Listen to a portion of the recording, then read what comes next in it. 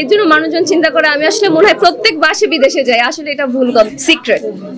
তো Valentine's day দিন মনে হয় শুধু বাসায় বসে থাকবো, এর থেকে বেশি কিছু করার আমার নেই। যদি বাংলাদেশে অনেক হাই বাজেটের আইটেম সং হয় আমার কিন্তু করতে কোনো সমস্যা নেই, কেন না? বলিউড বা তামিলে আইটেম সং দিয়ে কিন্তু মুভি হিট হয়ে যাচ্ছে, মুভি ফ্লপ খাক বাট গান দিয়ে কিন্তু মুভি হিট। এটা তো সাকিব ভাই ছাড়া কেউ বলতে পারবে না। এই ব্যাপারে আমি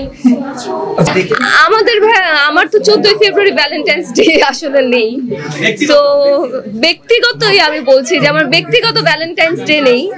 আমার আসবে ভ্যালেন্টাইন্স ডেতে যেটা হতে পারে আমার ভালো কাজ আসবে, আমার ভ্যালেন্টাইন্স ডেতে কিছু কাজ আসছে, কিন্তু ভ্যালেন্টাইন্স ডে দিন মনে হয় শুধু বাসায় বসে থাকবো, এর থেকে বেশি কিছু করার আমার নেই।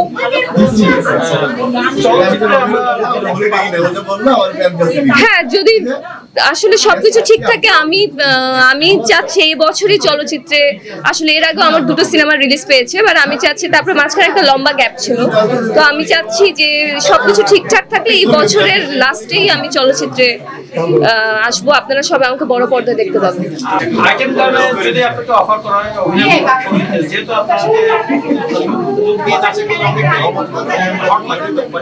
আচ্ছা, thank you. Item okay fine, item song দিয়ে দেখেন একটা কথা বলি, বলিউডে সিনেমার থেকে আইটেম সং এর কিন্তু বাজেট অনেক বেশি থাকে, বাংলাদেশেও এরকম তৈরি হচ্ছে।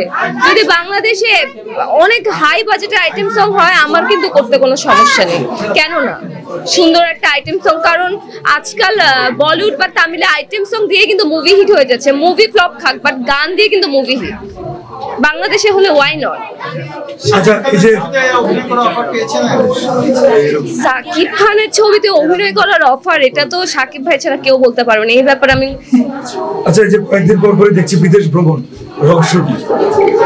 আমি আসলে ভাই কয়দিন পর পর বিদেশ ভ্রমণ করি নাই, আমি যাই মনে করেন একবার, যাওয়ার পরে 5 মাস ধরে ওই আগের পিকচারে আপলোড করে, এর জন্য মানুষজন চিন্তা করে আমি আসলে মনে হয় প্রত্যেক মাসে বিদেশে যাই, আসলে এটা ভুল কথা। আমি 1 মাস পর পর ওই আগের ট্রিপের ছবি আপলোড দিই, এটাই হলো সিক্রেট।